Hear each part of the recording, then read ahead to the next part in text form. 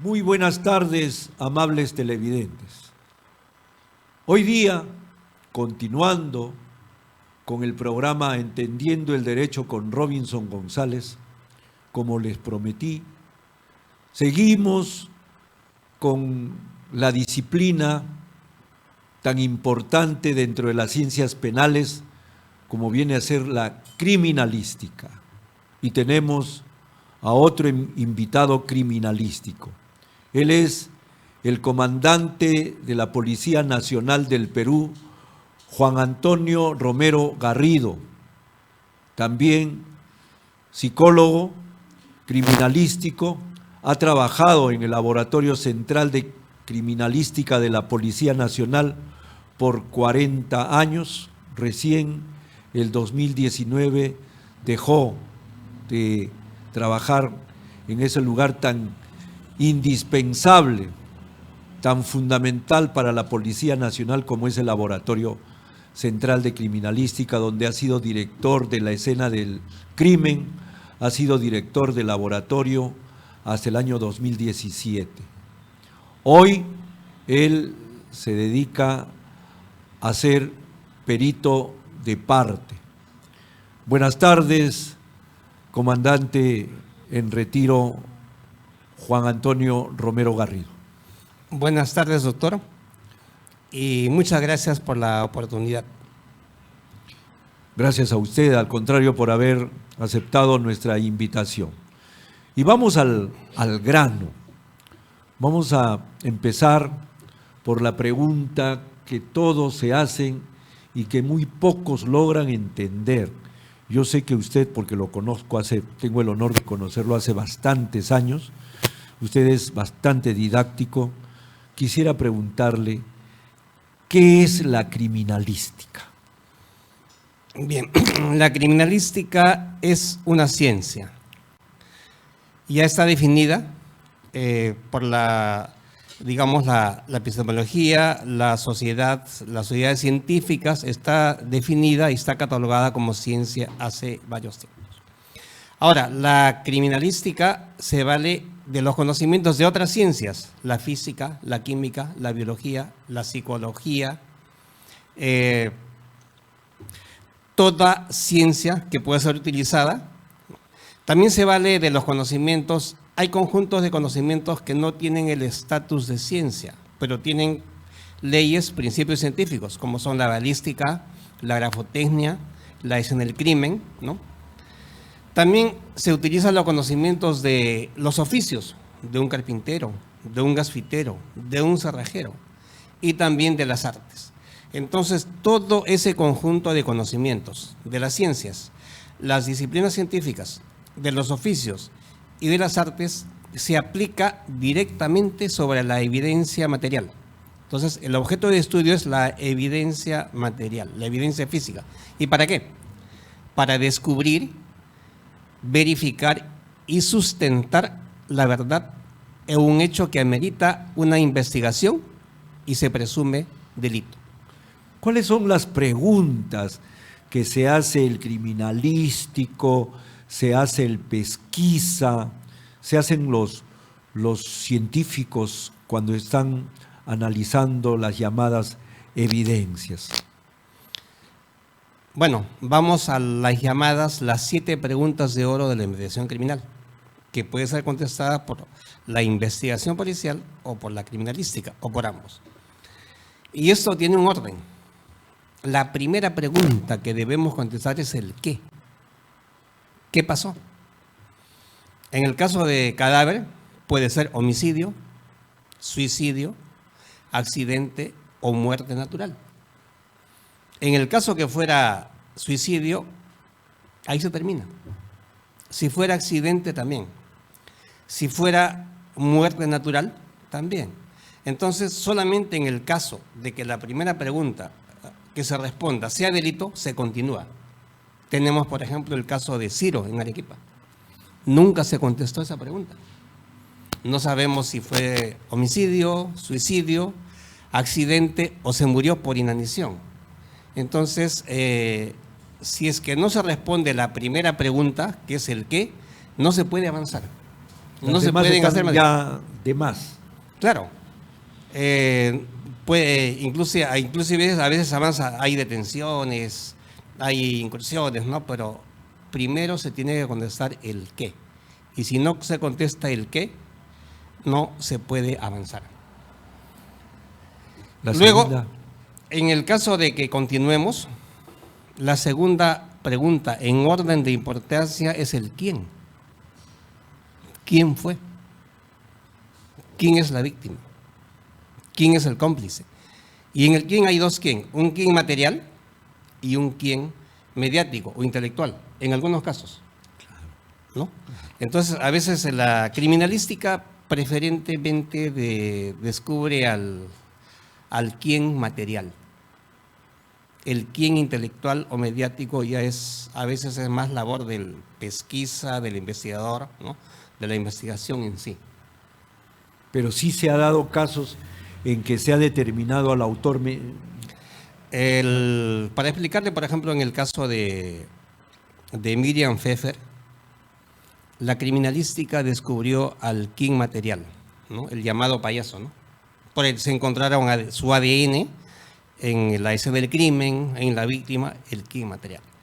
Lo que no quedó muy claro es el quién intelectual. Hubieron acusaciones, investigaciones, ¿no?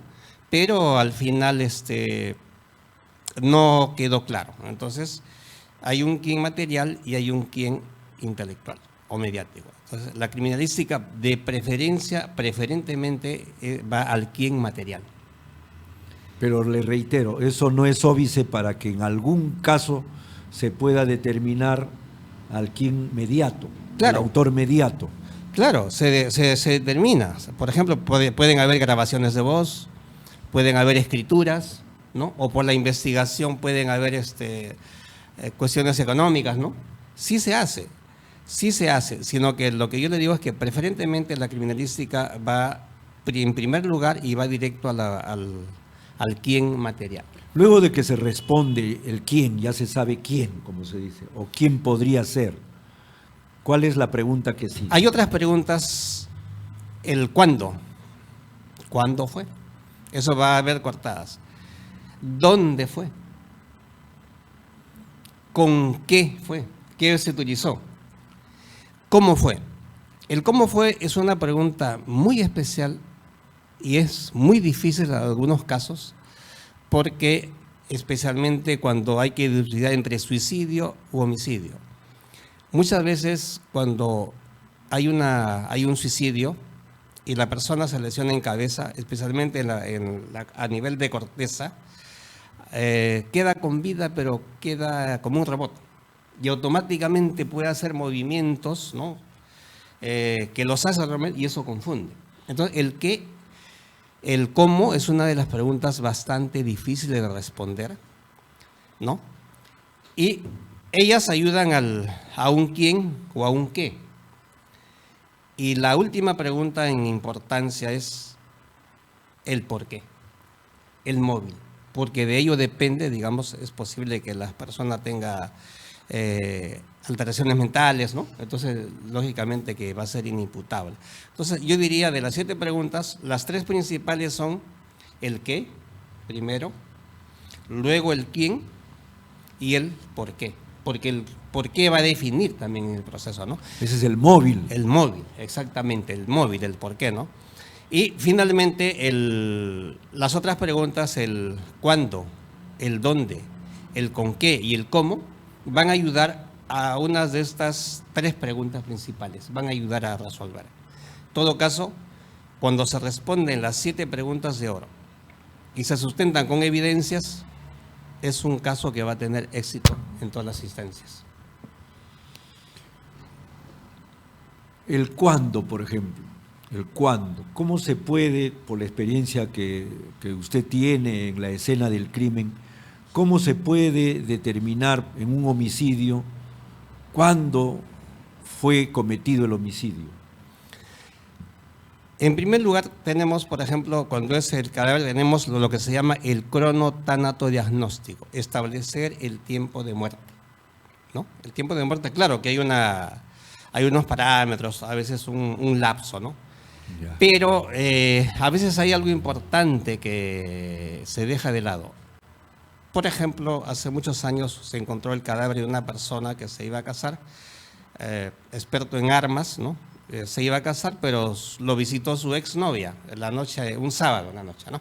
Entonces ella va a las 7 de la noche y se retira a las 11 de la noche. De ahí la novia va a una fiesta hasta las 5 de la mañana. Al otro día encuentran al varón con una herida penetrante de arma de fuego en el estómago, un charco de sangre. Hora de muerte entre las 3 y las 5 de la mañana. Con esto quizás podríamos decir que la novia está fuera, la exnovia no fuera, porque ella se fue a las 11 de la noche y estuvo en una fiesta, ¿no? Sin embargo, ella fue la autora.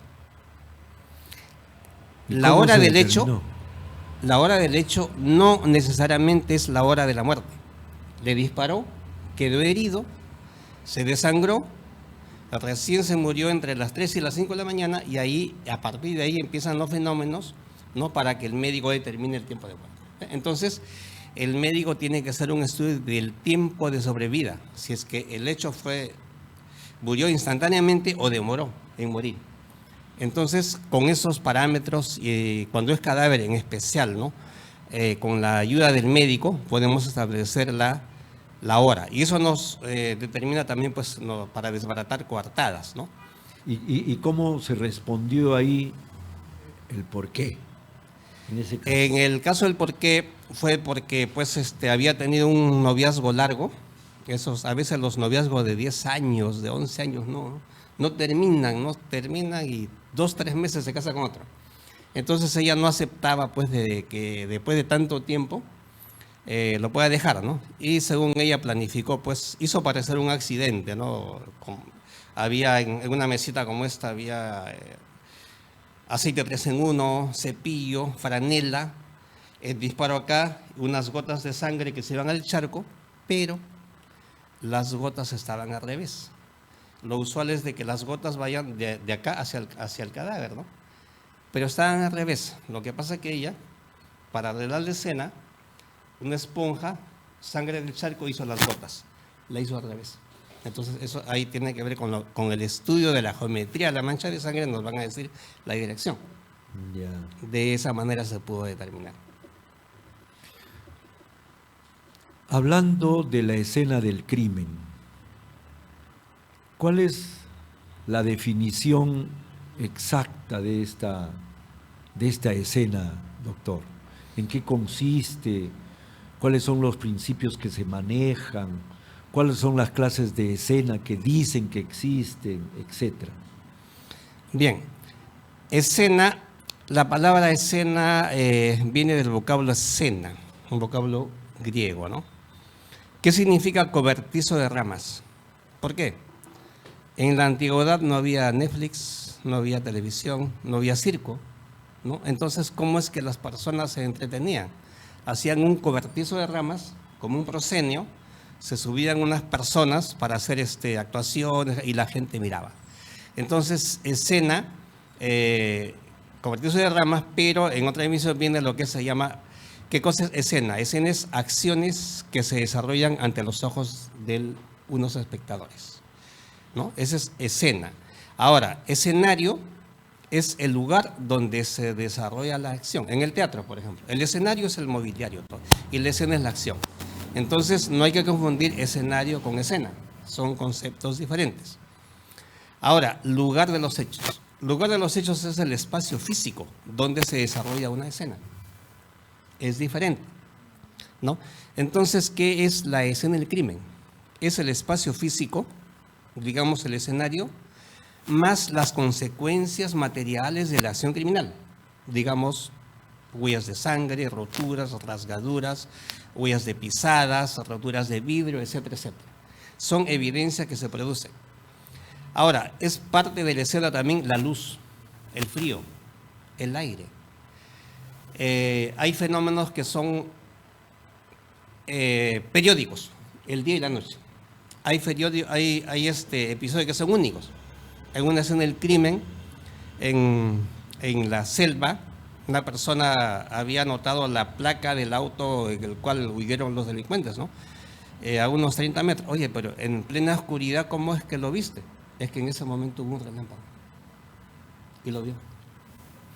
Hubo otro caso que hemos visto hace poco, del año 2008, ¿no? En Huaraz, en la cual un menor de edad declara pues que fue cómplice de un asesinato de una señora que era prestamista y que a 30 metros él pudo divisar quién la violó, que le hicieron todo.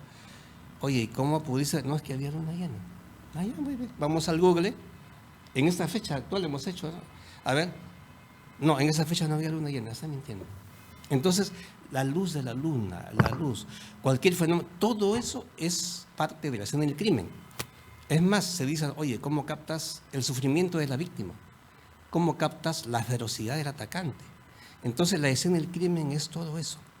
Es las características del lugar de los hechos, del tiempo, de la hora, más las consecuencias materiales. Ahora, ¿por qué se llama escena del crimen? Crimen viene del vocablo griego que significa hecho grave. Crimen, ¿no? Hecho grave. Entonces, por eso que se llama escena del crimen, porque ha sucedido un hecho grave que amerita ser investigado. Ahora, ¿por qué no decimos a nivel de nosotros delito? No sabemos si es delito. Puede ser suicidio, puede ser accidente, puede ser homicidio, o no puede haber delito, como nos pasó a mí en la década del 90, una persona denuncia pues la sustracción de una $20,000, algo así de $20,000 de su cuarto, ¿no? No había forma que pudieran haber ingresado, no había huellas, no había nada que nos pudiera indicar que hubo tal delito. Bueno, pues habrá sido una persona a los 10 días llega la persona y se disculpa porque le había llegado el recibo del banco donde estaba su movimiento. Lo había depositado al banco y se había olvidado. Era una persona de edad. ¿Ve?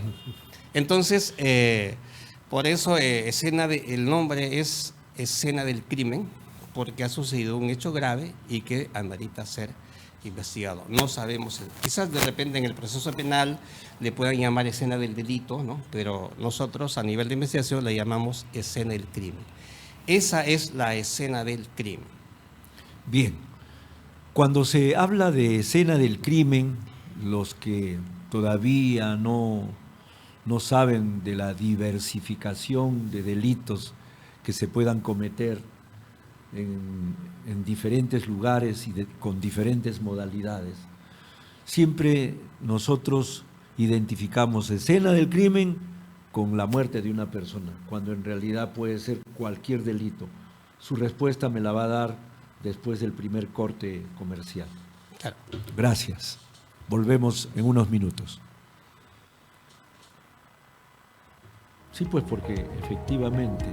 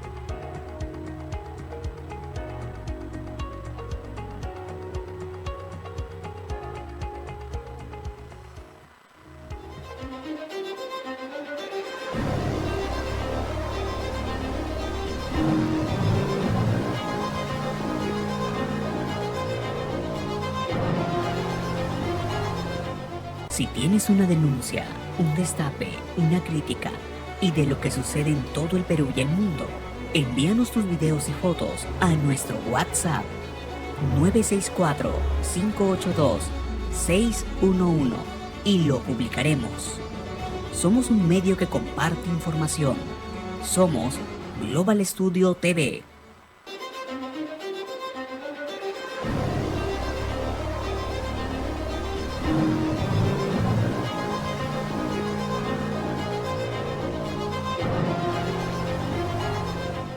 Si tienes una denuncia, un destape, una crítica y de lo que sucede en todo el Perú y el mundo, envíanos tus videos y fotos a nuestro WhatsApp 964-582-611 y lo publicaremos. Somos un medio que comparte información. Somos Global Studio TV. Le habíamos preguntado que siempre identificamos la escena del crimen con un hecho sangriento, con la muerte de una persona. ¿Solo en ese caso se puede llamar escena del crimen? ¿A qué se denomina la escena del crimen? También nos han hablado de escena del crimen primario, secundario, terciario, etcétera. ¿Qué nos puede decir al respecto, Ya. comandante? Como le indicaba, crimen viene del vocablo griego que significa hecho grave. Entonces, la escena del crimen es el lugar donde ha ocurrido un hecho que reviste gravedad y que se presume delito. Puede ser un asalto, puede ser un robo, puede ser una explosión, puede ser un incendio, puede ser, digamos, una estafa. Entran los sedapaleros a la casa. Es decir, cualquier hecho que amerite una investigación y que se presuma delito. O falta. También vamos por falta, ¿no? Entonces, a eso se le llama escena del crimen, un lugar donde tenemos que investigar y que se presume delito. No necesariamente tiene que ver, pues, con muerte de una persona o con sangre, ¿no? Ahora, muchas veces vemos, ¿no?, en los informes periciales o en las exposiciones hablamos de escena primaria y secundaria, ¿no? Escena primaria se le llama al lugar donde ocurrió el hecho. Por ejemplo, la muerte de una persona. Esto se ve especialmente en el feminicidio, ¿no? La muerte ocurre en el seno del hogar, en el dormitorio. Pero el cuerpo es trasladado a otro lugar, a la playa. Entonces, a esa playa se le llama escena secundaria. Escena primaria, donde ocurrió el hecho; escena secundaria, donde se encontró el cadáver, otras evidencias, ¿no? Pero, sin embargo, en el fondo del asunto, en el análisis profundo, la escena es una sola y es todo. Es desde el dormitorio hasta la playa. Ese es el trayecto. Todo ello es la escena del crimen. La evidencia puede estar en cualquier lugar. El error que se comete, se descuartiza la escena. Escena primaria acá, escena secundaria allá. Y nos olvidamos del trayecto. Y en el trayecto pueden estar las evidencias. Así es. Lo que sucede es que por fines didácticos, únicamente por fines didácticos, para un mejor explicar o entender, le llamamos escena primaria, donde ocurrió el hecho; escenas secundarias, donde está el cadáver o donde podemos encontrar otras evidencias. Pero en sí, la escena es una sola. Por razones didácticas la denominamos escena primaria, escenas secundarias. Por ejemplo, se ha denunciado, no voy a decir nombres, se ha denunciado que un congresista pretendió violar a una trabajadora del Congreso que estaba a órdenes de él. Esa denuncia se dijo, en la denuncia esa se dijo que se había realizado primero una reunión social donde habían estado tomando, dentro del Congreso, donde habían estado libando licor. Después de ahí ella dijo que en la oficina, me parece, del congresista se había realizado el intento de violación. Todo eso se llamaría escena del crimen. Claro, todo el ambiente y los ambientes donde pudieran haber evidencias se llama escena del crimen. Al respecto, hay siempre una pregunta que confunde a los abogados. Los abogados le llamamos indicio a un hecho probado. Por ejemplo, se ha demostrado que fulano de tal estuvo en el lugar de los hechos a las 11 de la noche. Está probado eso, pero eso por sí mismo no demuestra que él cometió el hecho. A eso le llamamos indicio. A través del indicio llegamos a la verdad. Pero yo sé por algunos conocimientos que tenemos de criminalística, que la palabra indicio en criminalística tiene otra connotación, otra definición. ¿Nos podría explicar a qué se le denomina indicio y a qué se denomina evidencia, ya que usted mencionó la palabra evidencia en esta escena del delito de la trabajadora del Congreso? Claro, el contexto es diferente. La criminalística estudia lo material, lo físico, ¿no? Entonces, en nuestro ámbito le llamamos, en una escena de crimen, le llamamos indicio a todo aquello que no sabemos lo que es. Una sustancia blanquecina, una mancha pardo rojiza, un líquido. No sabemos cómo se llama. Y evidencias le llamamos a lo que sí sé, un lapicero, una bala, un peine, un botón, un cigarrillo, ¿no? Entonces, en un trabajo de escena del crimen puedo tener 40 indicios y 60 evidencias.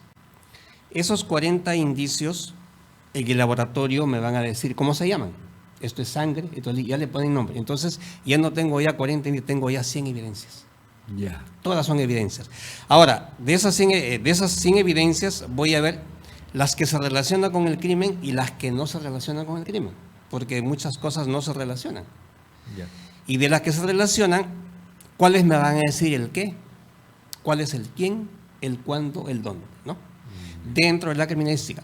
Pero en el derecho o en la investigación criminal, en la investigación policial, perdón, tiene otro contexto. Hablamos de indicios en relación a hechos o circunstancias. Así es. Por ejemplo, en un pesquisa, ¿no? Hay una promoción que está juntando su plata para que se reciban, ¿no?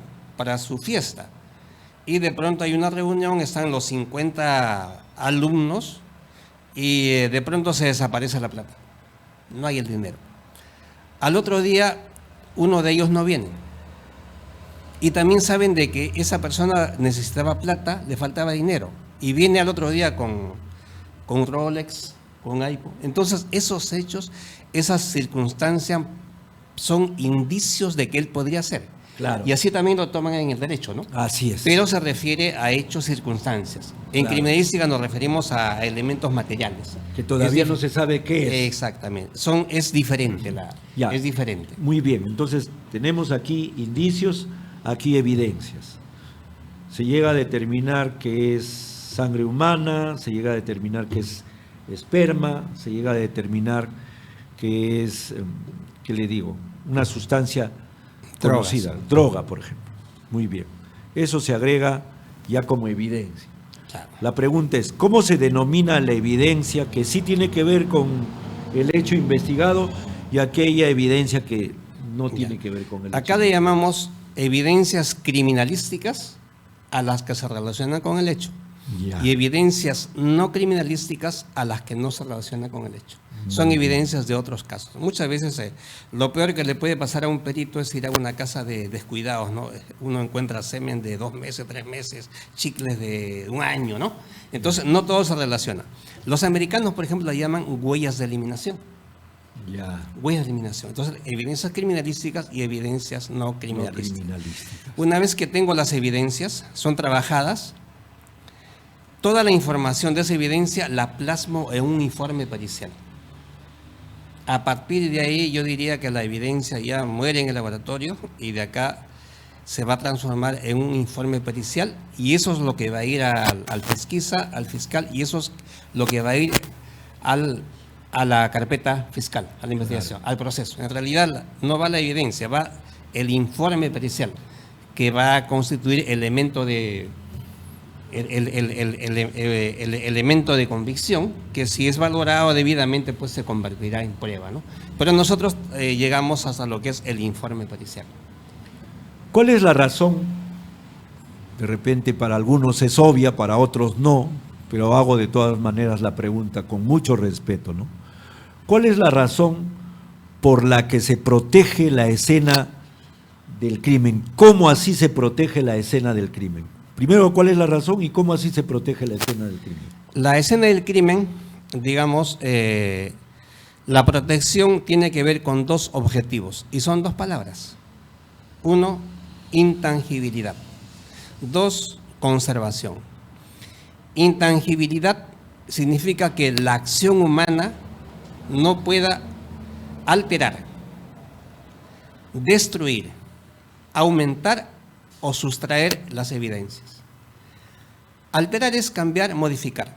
Por ejemplo, un arma de fuego, ¿no? Alguien va, la manipula, la va a poner en su mismo sitio, ya no. Está cambiando. Si es un revólver, lo abre, lo cierra, ¿va a quedar en su misma posición? No. Está alterando. Está alterando. Y eso me puede cambiar la historia. Destruir. Muchas veces agarran las armas, y eso ha pasado antes, ¿no? Y como ya lo tocaron, lo limpian y lo dejan ahí. Me están borrando las huellas. Aumentar, eso es lo peor. Eso es lo más grave. Alguien puede entrar a una escena, a veces es el primer contaminante, a veces es el mismo funcionario, y eso en todo el mundo, ¿no? Deja sus huellas acá, ¿no? Y se retira. ¿Estas huellas son del muerto? No. ¿Son de las personas? No. Entonces, estas son del criminal. Las huellas del criminal. Mañana más tarde, la investigación, el pesquisa, ubica al autor que le cotejen las huellas. Las huellas no son de él. Ah, entonces yo no soy. Y esa evidencia pesa más que toda la investigación. Claro. Eso sucedió en el caso Beto. No sé si se acuerda del puericultorio Pérez Araníbara. Un En el niño, año creo que fue, 1902 violaron a una bebé de año 8 meses. De 8 meses. Claro, y tomaron en cuenta unas huellas de pisadas que no estaban relacionadas, no es su huella de pisada, unas huellas digitales a un Vitroven que nada tiene que ver, no es su huella, no es su pisada, no, él no es, y salió absuelto. Eso es lo peligroso de aumentar evidencias. Por eso es que se protege. Por eso que se protege. Entonces eso se llama la intangibilidad. Y lo otro, es la que conservación. se lleve. La conservación es, digamos, evitar que la acción del clima me destruya o me altere las evidencias. Por ejemplo, unas huellas dactilares. El sol, en media hora, adiós huellas. La lluvia me borra una huella de pisada. El viento me puede llevar. Entonces, a la escena del crimen la protegemos de la acción humana y de la acción del clima. Del tiempo. Entonces, es por eso que se lleva, y el objetivo es, ¿por qué se protege? Para mantener la originalidad de la escena del crimen. Y hay otra cuestión que me parece a mí muy importante, ¿no? Es el tema, es el prejuicio. Que si la escena del crimen está alterada porque fue invadida por personas extrañas, de repente periodistas, de repente personas que no saben qué cosa es una escena del crimen, etcétera, que ingresaron, la alteraron, se dice ya no sirve esa escena del crimen. ¿Eso es verdad, comandante? ¿Que ya una escena alterada ya no sirve? No, no es, bueno, depende del caso, pero no es tan así. Por ejemplo, en el año 95 al 96 hubo el llamado monstruo de Parcona, ¿no? Que en Lima violó y dio muerte a 7 niñas y en Ica 4. Cuando llegamos a Ica, la escena del crimen, que era un fondo, estaba totalmente alterada. Habían ingresado cientos de personas. Aún así, hemos tratado de ubicar evidencias para relacionarlas, ¿no? El asunto es que puede haber 1000 evidencias, pero si encuentro una evidencia de la persona ahí, ¿qué hace, no? Claro. Sin embargo, nosotros agotamos los medios todo el día y al otro día nos quedaban los cadáveres. Ya. Y en el cadáver, en la zona anal de una niña pues, de 9 años, se encontró un vello púbico con raíz. Y esa fue la única prueba con la cual le pusieron 2 cadenas perpetuas. Entonces, si una escena ha sido alterada, invadida, de todas maneras hay que hacer la investigación y enfocarnos a aquellas evidencias que no puedan haber sido alteradas. O si es que hay alteración, está bien, ¿no? Pero, por ejemplo, un robo, ¿no? Un delito, ¿no? Entran 1000 personas, saco 1000 huellas. Pero si entre las 1000 tengo una huella que es de fulano de tal, que nada tiene que hacer acá y que tiene antecedentes, entonces podemos seleccionar. No hay peor gestión que la que no se haga. O sea que se intenta. El criminalístico y además también el pesquisa, aún a pesar de llegar a una escena del crimen aparentemente alterada, no debe de perder la esperanza de analizar, levantar evidencias en esa escena para ver si encuentra de todas maneras algo que es muy importante. Por supuesto. Ahora, Ha habido casos en que hemos hecho todo el esfuerzo y no se ha podido. A veces ya la invasión es demasiada, han lavado, han limpiado, ¿no? Entonces hacemos nuestra inspección y a veces, como conclusión, no se ubicaron evidencias de interés criminalístico. Pero ya lo hice, intenté hacerlo.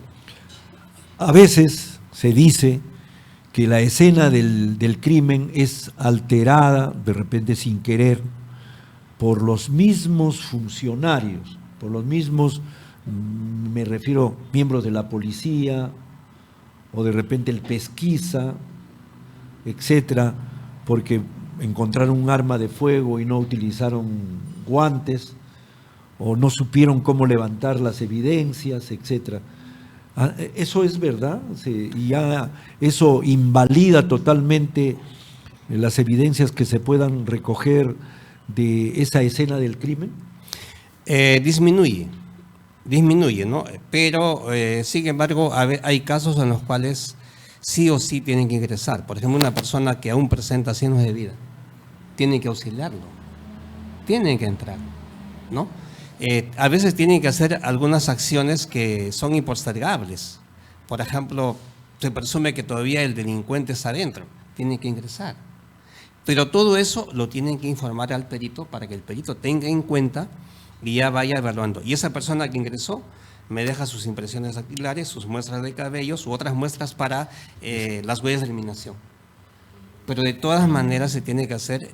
Y a veces, como se dice, es imposible que una escena esté al 100% como un quirófano, ¿no? Es imposible, ¿no? Pero se debe minimizar ese riesgo, ¿no? Por eso se pone la citalaría y por eso y a los funcionarios que por a veces desconocimiento, negligencia, ¿no? Bueno, pues les tiene que caer su sanción administrativa, ¿no? ¿Cómo así? Le estoy haciendo de repente una pregunta que podrían contestarla cada uno de los especialistas en la materia, pero usted ha sido director, conoce, ha dado exposiciones a nivel nacional. ¿Cómo así se levantan los indicios y las evidencias? ¿Hay reglas concretas en el manual de criminalística que está publicado? ¿Cómo se puede evitar alterar las evidencias, los indicios, teniendo en cuenta la forma, el modo de levantar dichas evidencias o dichos indicios? Claro, tenemos el manual de criminalística y aparte cada unidad tiene su manual de procedimientos, sus guías de procedimientos, ¿no? Ahora, en cuanto a las evidencias, depende de qué tipo de evidencias, ¿no? Si son pisadas, si son huellas dactilares, si son muestras biológicas, si son muestras químicas, muestras balísticas o de explosivos. Cada tipo de evidencia, por su naturaleza, tiene su procedimiento especial. Por ejemplo, si vamos a remitir objetos para huellas dactilares, todo lo que es vidrio, al menor superficie lisa, al menor raspón se borra la huella. Entonces tendré que protegerla de una botella, ¿no? Que nada lo roce. Si es papel, ¿no? Yo lo puedo tocar, el papel, la huella ya no se borra, pero si pongo mi dedo, pongo uno encima. Entonces tendré que tocarlo con guantes y en un papel. Todo lo que es biológico, ya lo dijo el doctor Hao, ¿no? Si es sangre, tiene que ser sangre seca. Y tiene que ser procedimientos especiales. Igual con química, con balística, cada evidencia. Las pisadas, ¿cómo las huellas de pisadas hay dos tipos. En piso blando se recoge con el famoso yeso cerámico, yeso de París, ¿no? Que es tipo, pues se hace un vaciado con yeso y se saca el molde. Ahora hay otras formas con un escáner, ¿no? Escaneamos esa huella y lo imprimimos en algún polímero, en plástico y tenemos, ¿no? Pero siempre se va a seguir usando el yeso de París, ¿no? Para las huellas. Ahora, en piso duro, con fotografía, con cinta scotch, con reactivos, con juego de luces, ¿no? Hay, inclusive también hay métodos electrostáticos, ¿no? Con corriente, con unas cámaras que se puede levantar huellas de pisadas. Hay muchas formas, muchas técnicas de poder sacar huellas de pisadas. Mis respetos, por ejemplo, para el Japón. La policía japonesa ha venido en muchas ocasiones, especialmente para la toma de la embajada. Ya. Y ellos, por ejemplo, trabajan mucho con huellas de pisadas, bastante. Ellos dicen, el delincuente se puede poner guantes, se puede poner máscara, pero no puede entrar volando, tiene que caminar.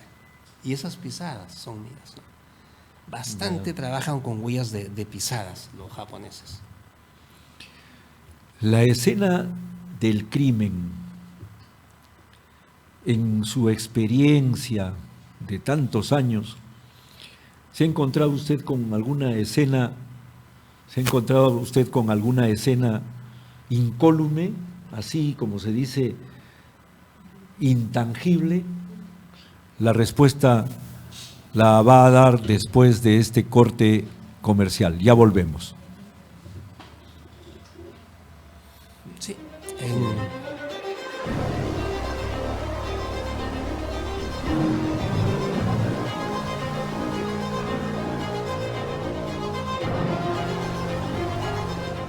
Si tienes una denuncia, un destape, una crítica y de lo que sucede en todo el Perú y el mundo, envíanos tus videos y fotos a nuestro WhatsApp 964-582-611 y lo publicaremos. Somos un medio que comparte información. Somos Global Studio TV.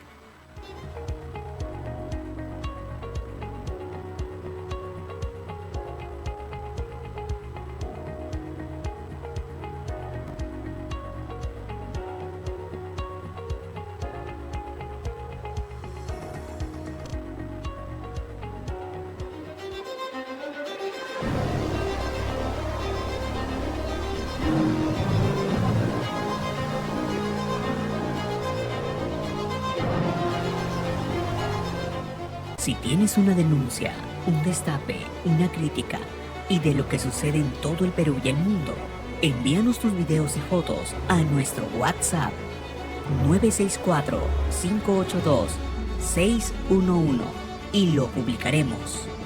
Somos un medio que comparte información.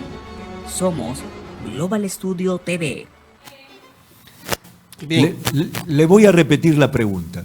Si usted en su experiencia ha encontrado alguna escena o varias escenas donde la escena ha estado pero muy bien protegida, no ha habido ninguna alteración y ha habido una buena conservación, etcétera. Claro. Y recuerdo el caso de un avionero FAP en un centro de procedimiento donde realmente muy buena protección y la escena estaba totalmente protegida. Ahora, en algunos casos han descubierto un cadáver ya por el olor y lo han visto por una ventana y no han entrado, ¿no? Y cuando hemos llegado hemos tenido que romper la puerta para ingresar. Esas escenas están conservadas. Aunque digamos, siempre hay dificultad porque el primer personal que llega lo que tiene que hacer es verificar. Tiene que verificar y al verificar de una u otra manera, por más cuidado que tenga, siempre va a alterar un poco.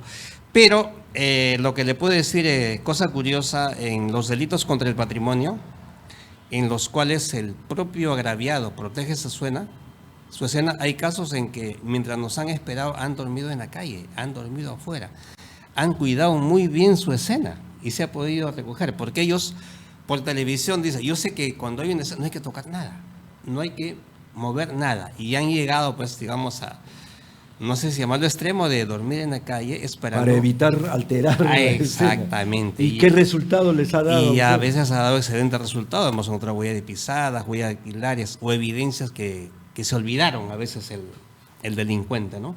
Pero sí las hay, sí hay. Hemos encontrado ese tipo de escenas. Había una prueba que creo que hasta ahora se usa, la electrofotometría por absorción atómica, la de los disparos. ¿Eso ya está desfasado, ha pasado a la historia o todavía sigue siendo la última versión para determinar si una persona ha manipulado, ha disparado armas de fuego? Se sigue utilizando, ¿no? La absorción atómica, el método de absorción atómica, para análisis del resto de disparo. Pero la policía también tenía otros métodos que es inducción plasmática. que detecta, la absorción atómica detecta 3 elementos, plomo, antimonio y bario. La inducción plasmática detecta 5 elementos, cobre y zinc. Aparte de ello, la absorción atómica partes por millón. El otro, plasma inducido, inducción plasmática, partes por trillón. Eso quiere decir que esta es mejor. Claro, mejor, ¿no? Mejor. Ahora también hay otras técnicas de Pero la tiene el laboratorio de... la inducción plasmática sí, está, no sé si estará funcionando, pero bueno, es costosa, pero sí tenía la policía nacional. Ahora hay otras pruebas también de difracción de rayos X, bueno, no es mi especialidad, porque eso corresponde a ingeniería forense, pero sí... Vamos a trabajando invitarlo al general González. Claro, Oscar González Rabandal, ¿no? Pero sí, digamos, tengo conocimiento que hay otros métodos, cada vez salen métodos mejores, de más amplia gama y, digamos, con mayor sensibilidad. Hablando de estas pruebas, ¿no? Hablando de estas pruebas, nosotros vemos en la televisión el famoso luminol, que se dice que cuando alguien limpia o ha tratado de limpiar las huellas de sangre utilizando estos reactivos de luminol y la luz, etcétera, pueden encontrarse esas huellas. Pero sin embargo ha habido colegas que nos han referido que en los delitos, por ejemplo, de feminicidio donde hay muerte pues por heridas y por ende hay sangrado, etcétera, a veces esta prueba del luminol no ha sido tan conveniente. No sé, ¿qué experiencia tiene al respecto, comandante? Bien, aclarando el asunto, bueno, es llamada la prueba de luminol entre comillas, ¿no? Porque a veces es el sentido connotativo, suena mejor y así, ¿no? La prueba de luminol. Y muchas veces las autoridades, tanto a nivel de policía de investigación, como también a veces la fiscalía pide la famosa prueba de luminol, ¿no? Y ese es un error, pedir la prueba de luminol, ¿no? ¿Por qué? Porque en primer lugar el luminol no es ninguna prueba. El luminol es una técnica de búsqueda de sangre que ha sido lavada, erradicada, trazas de sangre. Pero ¿qué sucede? Como un ejemplo, ¿no? Una vez me pide la autoridad que hace, no vamos a mencionar, ¿no?, si es la fiscalía o la investigación, pero es una unidad que requería la prueba de luminol porque había una chica que había sido llevada por unos extranjeros a su dormitorio y aparece afuera muerta por precipitación, ¿no? Entonces me pedían la prueba de luminol en la habitación de ellos. Entonces yo le dije, el luminol es para buscar sangre. ¿La persona ha sangrado? No sabemos. Y si no sangró, me piden la prueba de luminol, no encuentro sangre, pero encuentro sus cabellos, encuentro sus zapatos. ¿Lo puedo recoger? No, porque solamente me han pedido la prueba de luminol. Y va a ser cuestionado. ¿Ve? Entonces es un gran error, a veces de repente no sangró. Inclusive estuve en Ayacucho visitando un perito, ¿no? Y estaba haciendo un documento en que le habían pedido la prueba de luminol y él estaba diciendo que no puede hacer, no tiene reactivo. Le digo, pero hoy tienes Blue Star, que es lo mismo. No, dice, ya me pasó. Me pidieron una vez la prueba de luminol, yo utilicé Blue Star, pero después como salió negativo me denunciaron, me questionaron por qué no usé el otro. Entonces, en realidad no se debe pedir el luminol. Lo que me deben pedir es una inspección criminalista, una investigación especializada en escena de crimen para buscar, entre otras evidencias, restos de sangre. Entre otras evidencias. Esa es la palabra clave. Entonces me dan carta abierta para buscar. Además, no es necesario que me digan el luminol, simplemente que me digan, queremos saber si en esta habitación murió tal persona. Y también tengo carta abierta para buscar todas las evidencias. Puedo aplicar luminol, Blue Star, luminiscencia o cualquier otra prueba para buscar. Entonces, que no me limiten. Claro. Y ha habido casos que han ido a aplicar negativo y ahí quedó. Y ahí viene la pregunta que suelo hacer a todo criminalístico, porque todos los criminalísticos cada día son más criminalísticos con la experiencia, ¿no es cierto? No puede haber un criminalístico teórico, no puede haber un criminalístico que no haya salido al campo a ensuciarse las manos, los pies, etcétera. Entonces la pregunta que siempre hago, y lo hago con mucho respeto, acá no hacemos generalizaciones, no hacemos generalizaciones en contra de ninguna institución. Pero nosotros hemos visto, hemos estado a veces en los estrados, hemos estado en los juicios orales virtuales, tantos años que trabajamos en el litigio. Yo me acuerdo que una vez le hicieron una pregunta a mi maestro en medicina legal, al doctor Víctor Maurtua, un excelente perito. Le hicieron una pregunta, le decían: ¿cómo usted puede decirnos que este señor es consumidor si lo ha analizado, examinado, lo ha entrevistado después de un año? ¿Cómo puede decir que es consumidor?, le preguntaron, ¿no?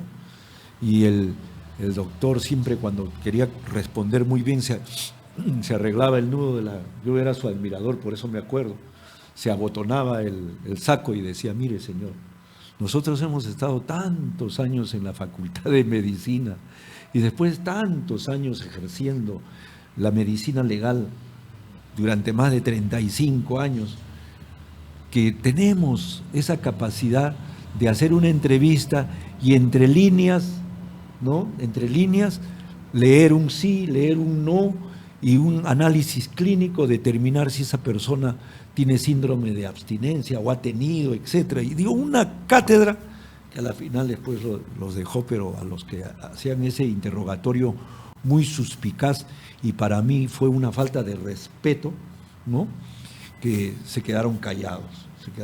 Entonces, la pregunta es, con su experiencia, ahora me cuenta, por ejemplo, de la forma como pidieron esa prueba.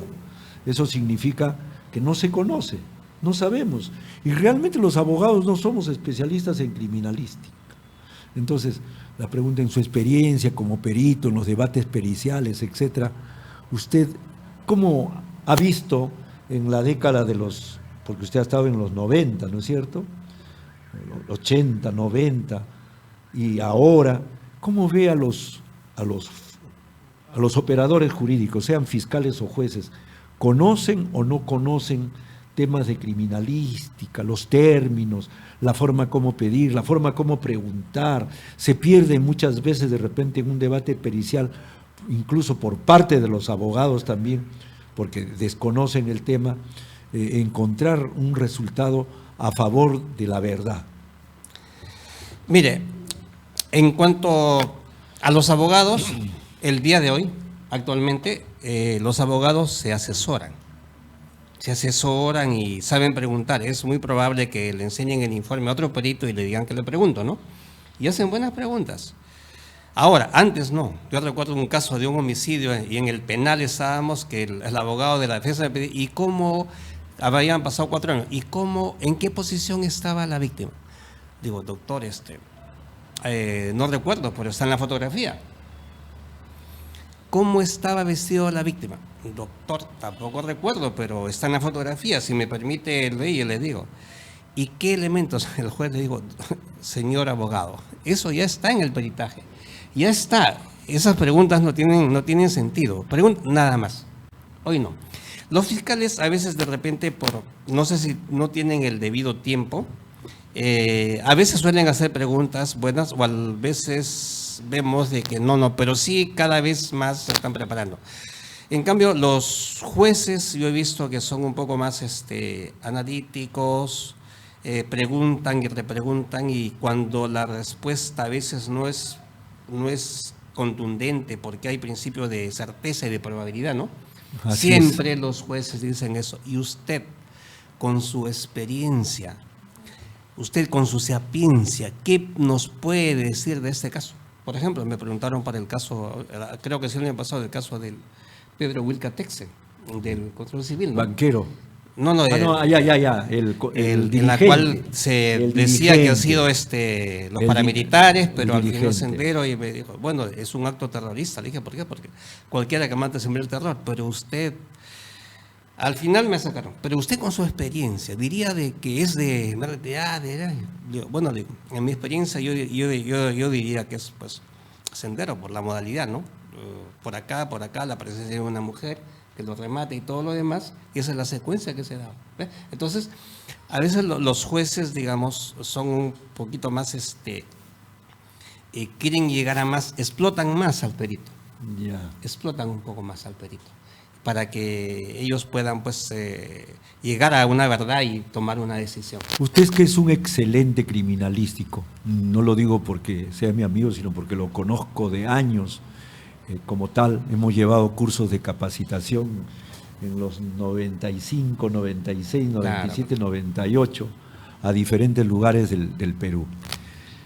Ahora, ¿usted ha visto alguna universidad o varias de repente, lo cual sería pero positivo, que dicten el curso en el pregrado? ¿Ah? En el posgrado sí, yo me acuerdo que en la San Martín, en la década de los 90 ya dictaban medicina legal Maestría. y criminalística, pero en otras universidades, comandante. En pregrado no lo sé. Lo que sí, a veces hay charlas, he participado con el doctor Arsenio Orel, varios, ¿no? A nivel de charlas, pero como curso no lo sé. Lo que sí he visto que en la UINER ha habido tiempo como segunda profesión, se ha habido perito criminalístico, ¿no? Ya. Como pregrado no lo he visto. Pero, ¿cuál sería la opinión suya? Que sería bueno que los estudiantes de pregrado, así como estudian criminología, estudian medicina legal, esos sí son cursos incluso básicos, podrían estudiar o deberían de estudiar criminalística. Yo pienso que sí. Tienen que estudiar. Digamos, la justicia se basa en ¿qué? En la verdad. Sin verdad no hay justicia. Entonces, ¿cuál es la ciencia de la verdad? La criminalística. Tendrían que estudiarla. Y yo diría no solamente de criminalística, sino también la parte de la investigación policial o También. investigación criminal. Deberían llevar esas dos materias. Criminalística e investigación criminal. Y en especial, por ejemplo, hemos visto cómo preguntar, las 7 preguntas de oro, las evidencias, ¿no? Yo creo que es necesario que tengan, no como un perito, pero los conocimientos suficientes para que puedan tener éxito en su profesión. Sí, yo pienso que deberían de estudiar por lo menos 2 ciclos, si es que son semestrales, o 1 año el curso de criminalística e investigación Claro. criminal. Claro. En otros países hay criminalística como profesión de pregrado. Entonces uno estudia para ser un criminalístico. Claro, y sale como que lo que pasa es de que habría que ver el campo laboral, ¿no? En Chile, por ejemplo, hubo a nivel técnico peritos criminalísticos y salieron varias promociones y después los denunciaron porque no había trabajo, porque los peritajes lo hace la policía. Claro. Pero en otros países sí hay, Estados Unidos, criminalísticos y bueno, ellos tienen ya una bolsa Hablando de de capacitación, tengo entendido porque la vez pasada tuve el gusto, el honor de conocer a una criminalística, una comandante de la Policía Nacional, que incluso colaboró con nosotros en un congreso internacional de ciencias penales. La Policía Nacional como tal, como institución, brinda perfeccionamiento, cursos de posgrado en criminalística o en otras áreas relacionadas con la criminalística a sus miembros o a sus profesionales asimilados. Claro, tenemos el Instituto de Criminalística, que está en la Dirección de Criminalística, donde se llevan cursos, digamos, básicos, especializados, ¿no? En lo que es todas las ramas del peritaje. Hay una constante capacitación. Ahora, a otras entidades, son los docentes, pero sí he visto yo de que, por ejemplo, en una época se capacitó a la Marina de Guerra, ¿no? En la Policía Naval. Yeah. O por convenio, eso ya depende de los convenios educativos que se puedan hacer para que otras entidades pudieran recibir capacitación. Y otra pregunta que creo que con esta ya nos vamos a despedir.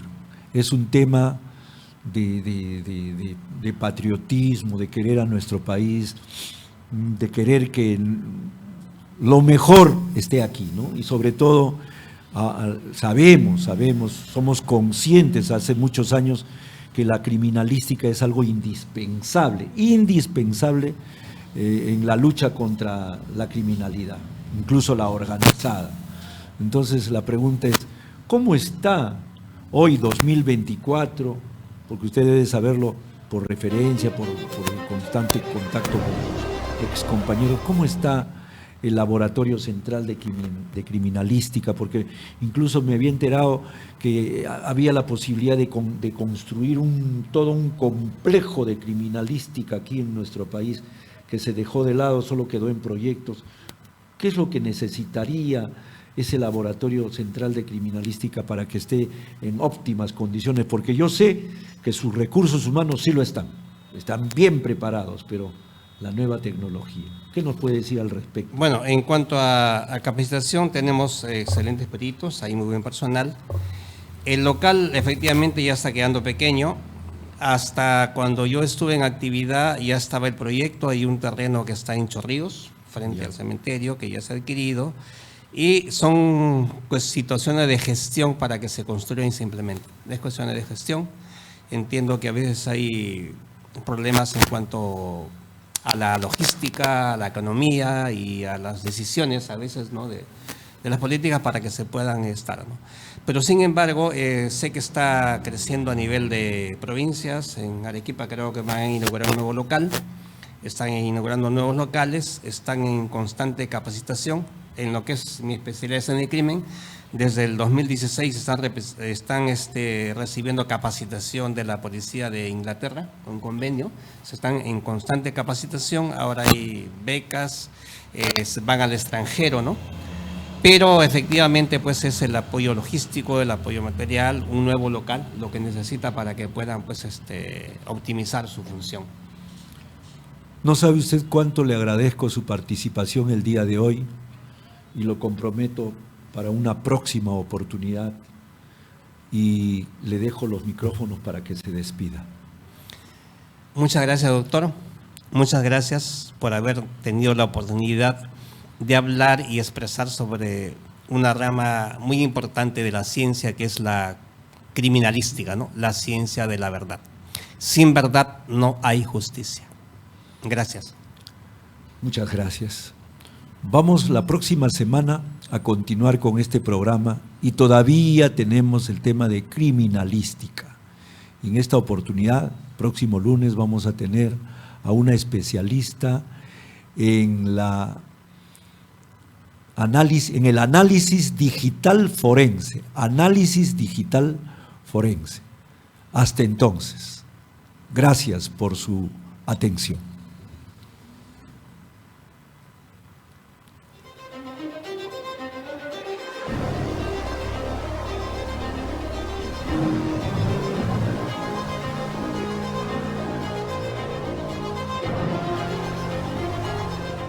Si tienes una denuncia, un destape, una crítica y de lo que sucede en todo el Perú y el mundo, envíanos tus videos y fotos a nuestro WhatsApp 964-582-611 y lo publicaremos.